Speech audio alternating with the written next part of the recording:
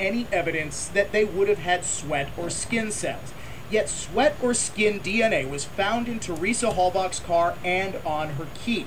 Moreover, Avery's nephew, Brendan Dassey, said that when Avery answered the door on the afternoon of October 31st, 2005, Avery was very sweaty. Brendan says that he knocks at least 3 times and has to wait until the person he knows as his uncle, who is partially dressed, who is full of sweat,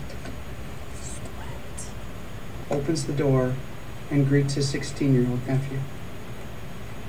Brendan accompanies his sweaty 43-year-old uncle down the hallway to Stephen Avery's bedroom, and there they find Teresa Halbach completely naked and shackled to the bed. Making a Murderer omits the fact that Avery had in fact just purchased handcuffs and leg irons, which he told investigators were for kinky sex with his girlfriend.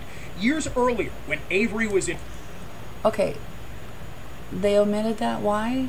Because it doesn't matter. Who cares? They're sex toys. You can buy that. That's not illegal. There's nothing wrong with having those things. I have some handcuffs. I'm not chaining somebody to my bed unwillingly.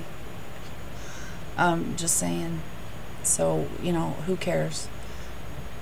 You find these things in his house and you get Brendan to link it all together because you've got nothing but circumstantial evidence so far, and now all you've got is a coerced, fed confession from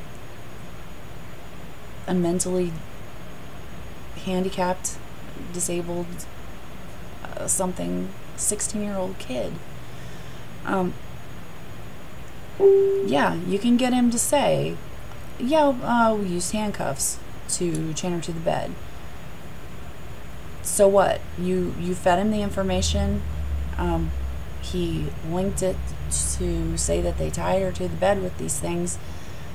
That doesn't mean that it happened, because the evidence actually proves that it didn't happen. It did not happen. She would have DNA on the handcuffs that they found, and there wasn't.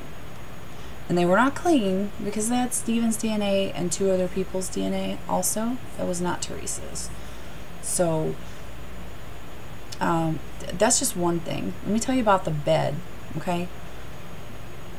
Not this bed, obviously. But I do have a bed that was my grandmother's, that she bought sometime in the 80s. That is almost the exact same bed that Stephen Avery has. And I can tell you for a fact that that wood will scratch very easily. I've scratched it with my fingernails. So you can scratch that wood very easily. Now you wrap some metal chain from the handcuffs and the leg irons around the footboard and the headboard, and somebody's struggling and fighting for their life and being raped and their throat cut and punched and, you know, beaten and stabbed. Whatever. Let's just say she was just chained to the bed. Okay?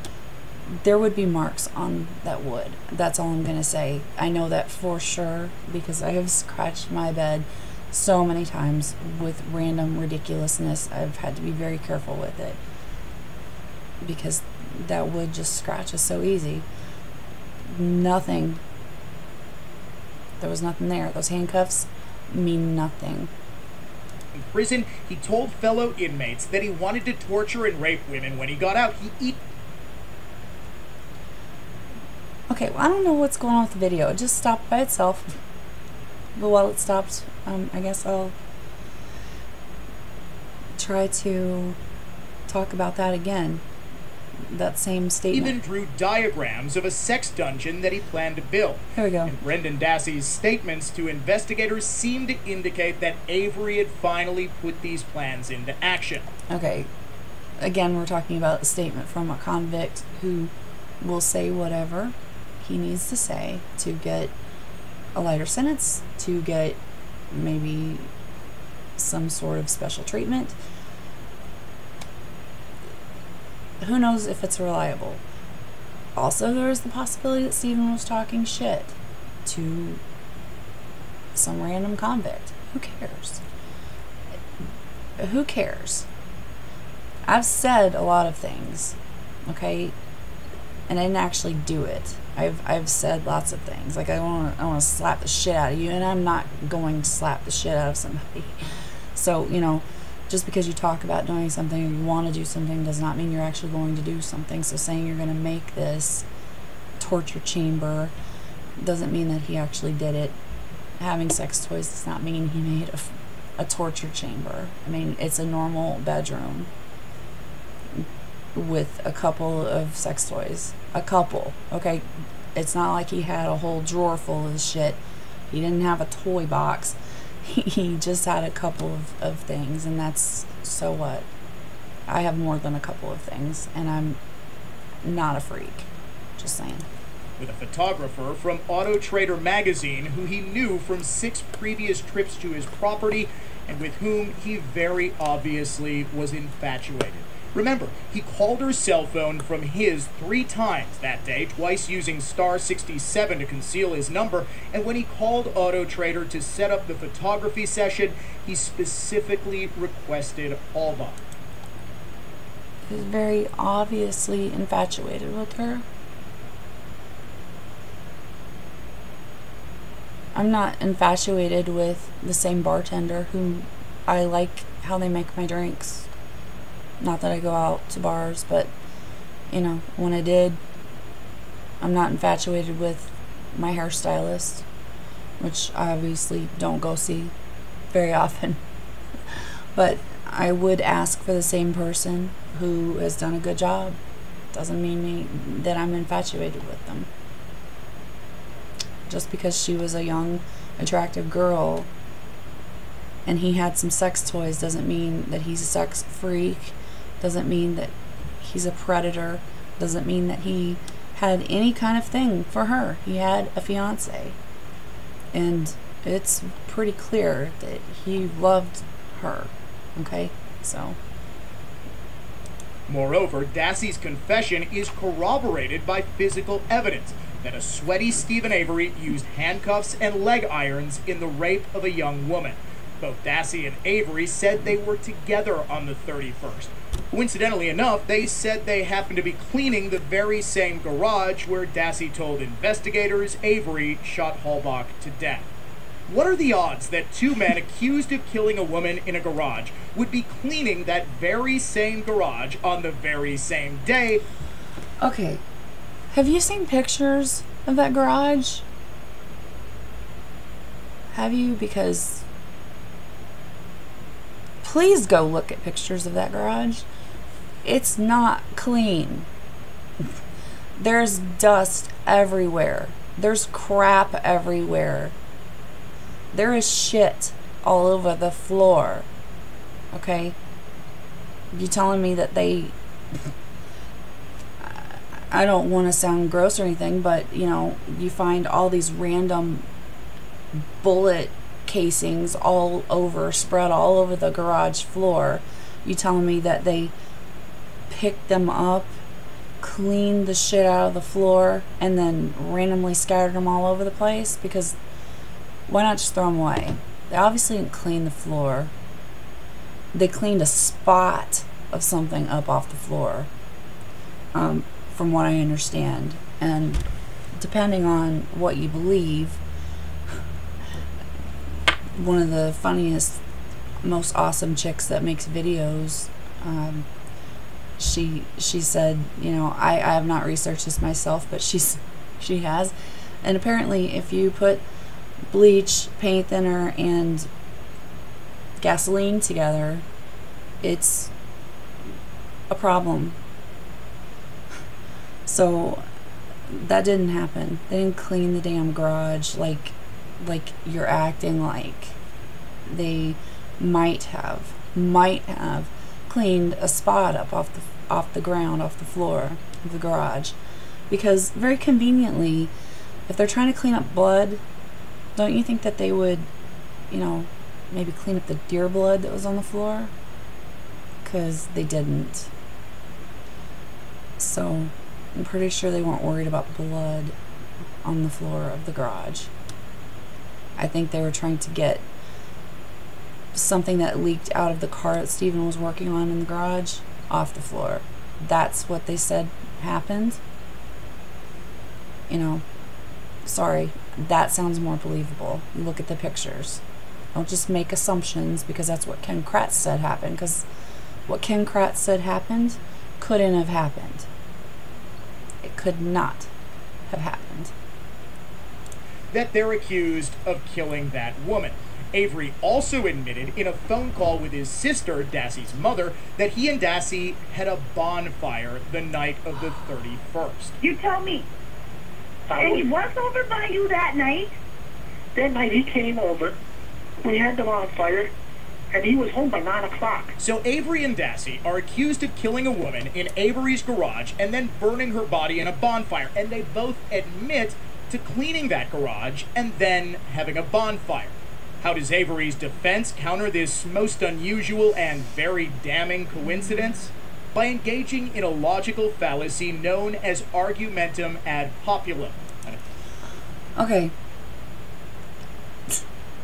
You obviously have never lived out in the county, like out in the middle of nowhere, where garbage trucks don't come to the front of your fucking house to pick up your trash. That's why those people have burn barrels, and that's why they have a burn pit, because obviously they have lots of crap, random crap to get rid of. They burn their trash in the barrels. They burn large things, like what they said, cabinets, van seats, tires, branches, random trash and stuff around the yard in the burn pit. That's not unusual. That is extremely normal, actually. So having a bonfire is not a rare occurrence for people who burn their garbage. Appeal to the people, supposing that because many people believe that Stephen Avery is innocent, then it must be true. They've been working for about 4 months trying to build a case against Stephen Avery.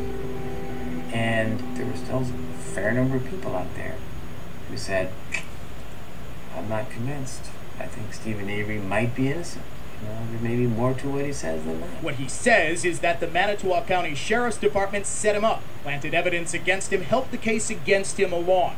Yet in the third episode of Making a Murderer, Avery's attorneys present no affirmative evidence to support this. There's no DNA from Lieutenant James Lank on the key that he supposedly planted in Avery's room. Because he was wearing gloves? Really? Because he was wearing gloves? Obviously. I mean, you must not realize that Lank and Colburn are trained to gather evidence.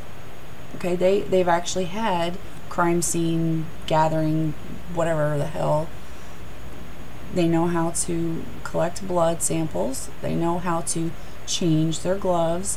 Which, if you listen to Colburn when he's instructing Kucharski, I believe his name is, I don't know if I'm pronouncing it right, he's instructing him when he's going to pick up the key off the floor that Link found. He's instructing him to make sure he changes his gloves. Okay? Because they know, obviously, not to touch something without putting gloves on. There's no DNA evidence from any law enforcement officer found on Halbach's car, which they supposedly planted on Avery's property. No other investigator from any of the dozens of law enforcement agencies present during the searches of the Avery property reported seeing anyone from Manitowoc County planting evidence or even acting suspiciously. Of course they didn't see them. So what? First of all, you're assuming that this evidence was planted after the 5th when her car was found by Pam Sturm. No one knows when those things were planted, or in the RAV4. Okay, if it was planted. If that blood was planted, which most of us believe it was planted by someone, not necessarily the police, someone planted it there, and that does not necessarily mean that it happened after her car was found and completely surrounded by hundreds of cops and with one guarding it constantly while it was still on the property until it was taken to the crime lab. So yeah, nobody saw it, obviously. That means nothing. That doesn't mean it didn't happen. Another thing,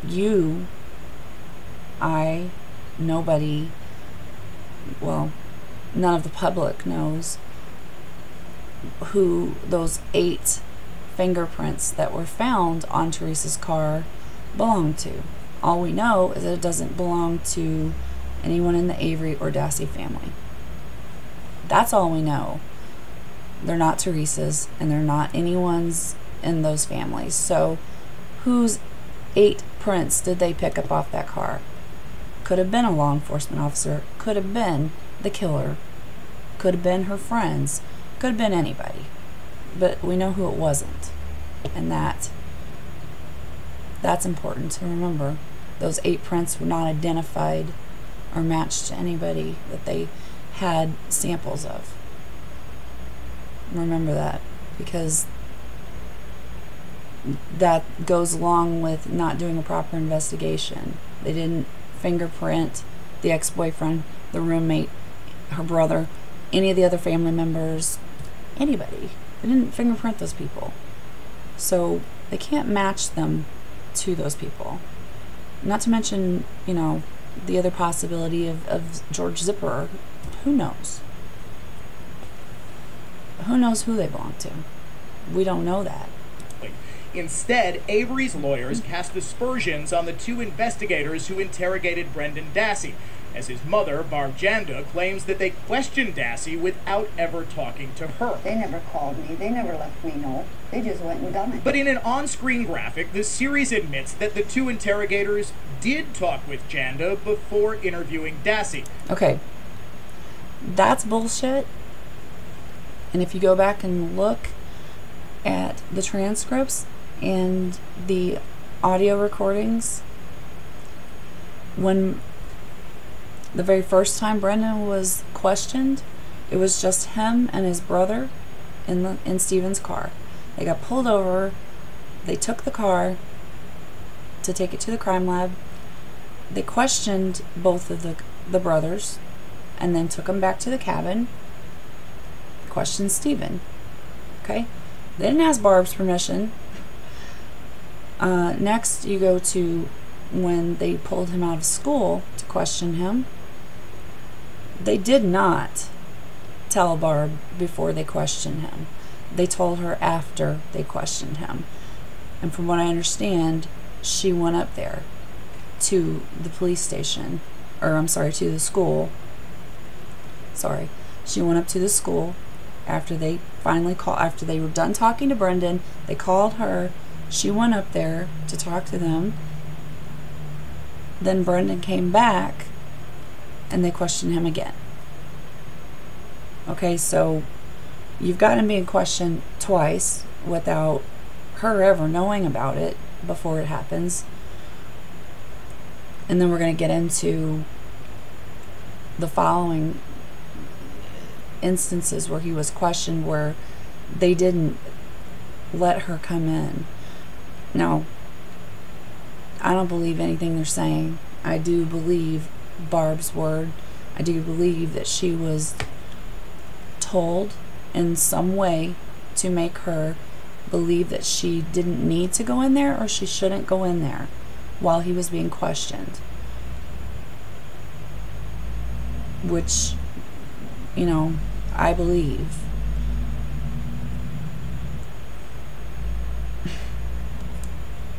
Yeah.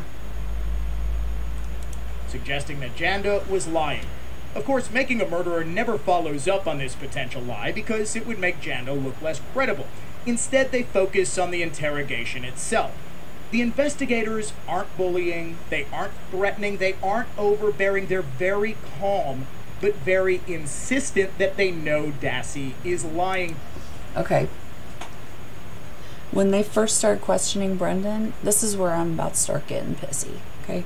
When they first started questioning Brendan, they were being buddies with him. They were being, hey, I'm a father, you know, I just want to hug you. I can see that you're hurting. And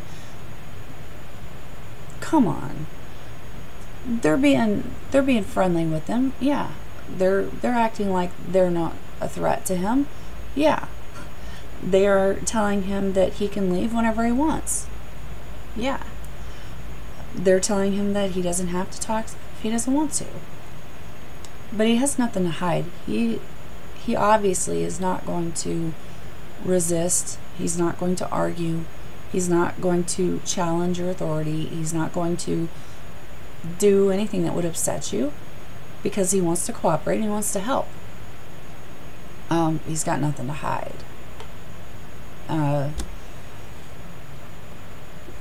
That doesn't mean that that's the behavior that they continued with, because as the questioning goes on, 4 times that we have either video of or audio of, 4 times in 2 days, and that is not including the night that they spent at the lodge, where they questioned them there too, Brendan and the family. Their attitudes and accusations started to change. And if you watch the March 1st interrogation, just watch the part about, tell me with the head, Brendan. What happened with the head? Specifically, what happened to her head? Well, they're being all cool about it at first, until he starts telling, well, we punched her. Well, we'll cut her throat. Well, we'll cut her hair. When it starts to get ridiculous, the guy is obviously losing his patience, and he's like, this is getting out of hand. I have to stop this. What does he do? All right, I'm just going to come out and ask you who shot her in the head. He did. Okay. What just happened there? Go watch it yourself. They just fed him that information that she was shot. That one little piece of actual evidence that she was shot. They just gave it to him. That's not the only thing they gave him. Like I said, they were planting their little seeds throughout all this course of questioning, and that's why the story keeps changing. Keeps adding a little more every time. Give them what they want. Maybe they'll let me go, or leave me alone. They said I can go home and go back to class. Anyway, these guys are violating their Reed handbook by questioning a minor in this way, by making promises.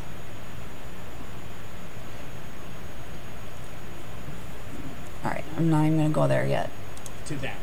That's generally how police interrogations go when the investigators have physical evidence that contradicts what the suspect is telling them. This sort of tactic is presented as somehow outside the norm for interrogators, when in fact it's very common. But the defense presents it as a horribly unethical practice that got an innocent boy to falsely confess. When you look at him, he's just sort of sitting there, these long pauses, and you can almost see him, you know, the wheels in his head turning however slowly, saying, what do they want from me? And he's guessing. One could also very easily surmise that those long pauses were the wheels in his head turning however slowly, trying to figure out a way not to say that Avery shot Teresa Halbach in the head. Really? Really? Right after they said, alright, I'm just going to come out and ask you who shot her in the head, Brennan says, he did. They said, well, why didn't you tell us that before? What did he say? Because I couldn't think of it. He couldn't think of it. He was guessing. He was guessing all cutting the hair, cutting the throat, stabbing in the stomach, punching her, choking her. He was guessing. They were asking him, tell me what happened, you know, to get him to say that she was shot. He tells them all this ridiculousness. Yeah. Come on. Rebutting makes a great deal out of the fact that the interrogators had been trying unsuccessfully to get Dassey to admit this, but he didn't. Finally, one of the investigators gets frustrated and asks him very plainly, "Who shot her in the head?" He did. Why didn't you tell us that? So I can't think of it. Dassey answered almost instantly. He didn't say no one shot her. He didn't say I shot her. He said his uncle Stephen shot her. That is corroborated by Halbach's DNA on a bullet that was proven to have been fired from a gun Avery kept above his bed. Okay, first of all, he was not trying to not say that Teresa was shot in the head. He was asked this question very specifically. He's obviously not going to say he did it, because he didn't. He says what he thinks they want to hear. Stephen did it. That's what he tells them. Second of all, that bullet fragment was squished. Okay? They couldn't match it to that specific gun. All they can match it to was that type of gun, which other people own, obviously. I'm not even going to go into names, but other people on the property, plus God knows how many other people out there in the middle of nowhere shooting rabbits and shit, has a .22. So what? They could not match it to a specific gun. Once again, physical evidence corroborates Dassey's confession, but the show is more concerned with the manner in which Dassey confessed. Another troubling aspect was the fact that Brendan didn't really understand the precariousness of his own position. He has no understanding that he's not going to be released from custody at this point. He has just admitted to really awful crimes. No, he confessed that his uncle admitted to killing Halbach. He may have thought that because he only confessed to lesser crimes, he could conceivably post bail. No, Brendan is 16 years old. Come on. Bail? Do you really think he knows what the fuck bail is? No. I'm sure you can't even possibly remember when you were 16 years old. Come on, guy. He's a kid. He has no idea what he just said was going to get him arrested in the first place, because he's telling them a story that they're asking him to tell them. He's given them what they want. They've told him that he can leave whenever he wants. They've told him that they're there to help him. They've told him that they're on his side and that they were going to protect him. Remember that? Do you remember that part? We just want you to be honest with us, because some people back over here are saying, well, this kid knows some stuff and we think he's not telling us. And so these guys are playing good cop, and they're like, no, I don't think he was involved. He might know something, so we'll try to find it. But they're telling Brendan, hey, we believe in you. We believe you didn't do this. We're going to help you. They lied to him. Okay? They used him and they lied to him. It's that simple. The fact that he doesn't understand the intricacies of when and how someone is released from custody ahead of a trial doesn't preclude the very likely possibility that he was telling the truth about what he and Avery did to Halbach. But Strang disagrees. It's not that there was a lack of physical evidence to corroborate Brendan. It's that there was a wealth of physical evidence to disprove the statements attributed to him. Exactly. You know, he describes this horrible, bloody episode of stabbing and throat slitting on a bed while this woman supposedly is handcuffed to the bed. There's no blood. There's no blood on the mattress. There's no blood on the sheets. There's no blood on the floor. There's no blood on the wall. There's no blood. Didn't happen. How much blood would be on the sheets? How much blood should be there? Is there a set amount that would have been impossible to clean up given enough time? What if... Are you serious right now? Are you actually serious? You must not have a girlfriend or a wife, because I can tell you for sure, I'm a girl. Girls bleed once a month.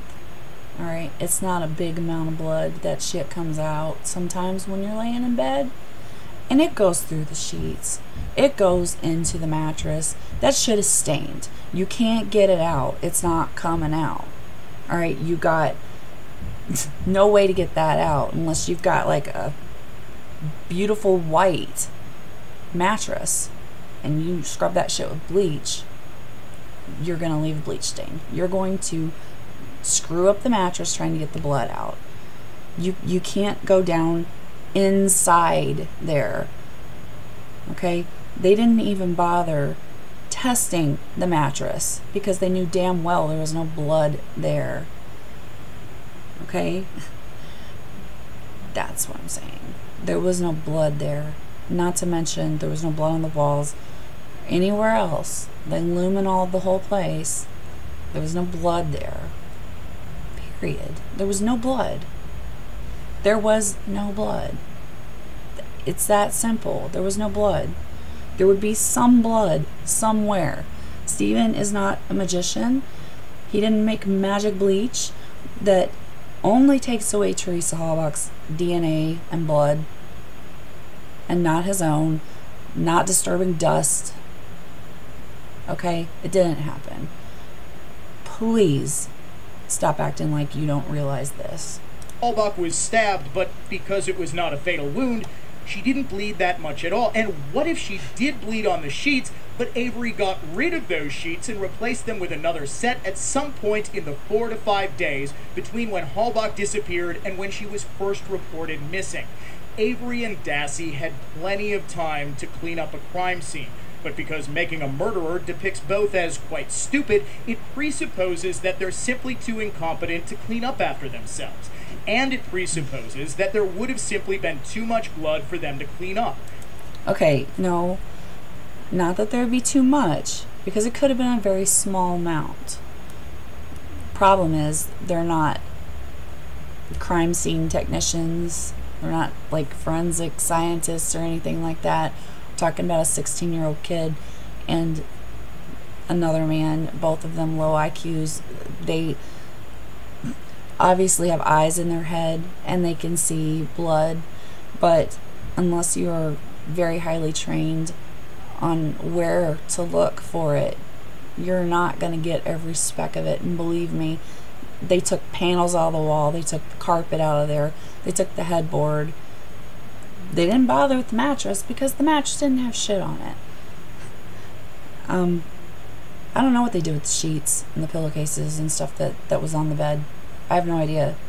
I don't know if they took them and tested them. I don't know where those are.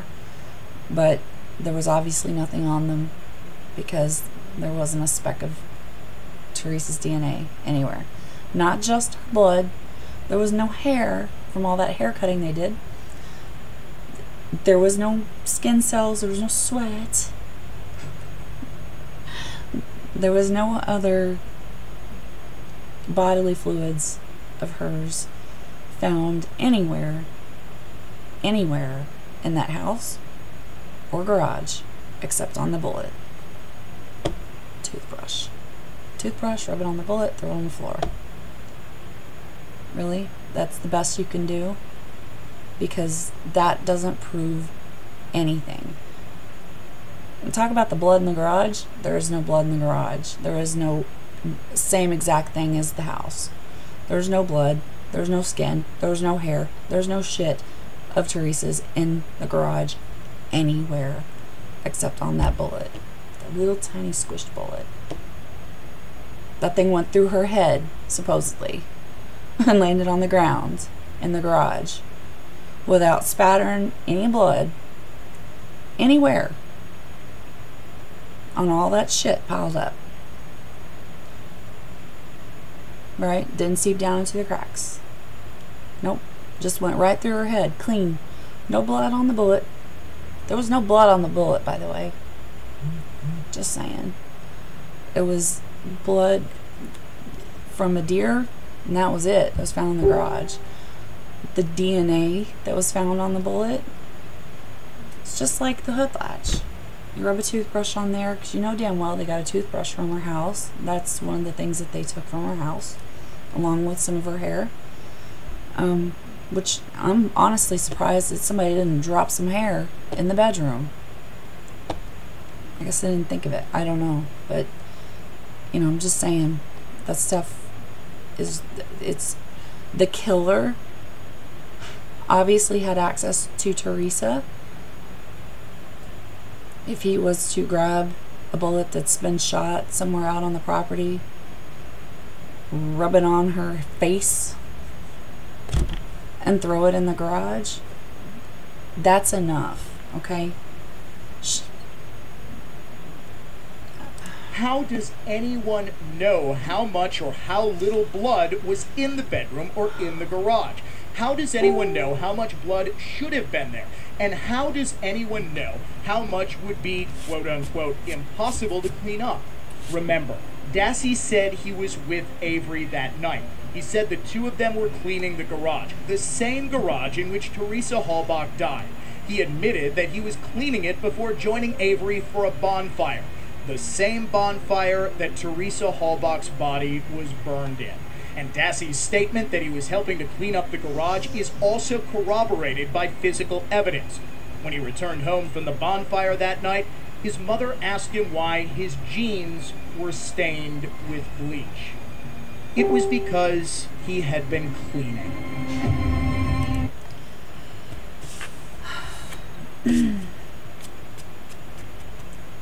You don't know. I don't know how many times she was shot. If she was shot, if the forensic anthropologist lady, whatever, was accurate in her opinion of what that beveling was on the skull fragments. The only thing besides that beveling is the bullet fragment with Teresa's DNA on it. Those are the only two things that suggest that she might have been shot once, maybe twice in the head. If she was burned in the burn pit, why aren't the bullets there? If she was shot 11 times like the statement, the confession says, where are those bullets? They obviously aren't still in her bones. They didn't melt in the fire, because those steel belts didn't melt, did they? No. The bullet fragments would have been, if they were in a body that had been shot and had been broken down through all that heat, they would have been there somewhere in the burn pit. Sorry, I'm like I said, I'm losing my voice and I'm about to cough and stuff. But anyway, this video is very long, sorry. Because this guy is just on my last nerve. But anyway, alright, we're going to go on to episode 4.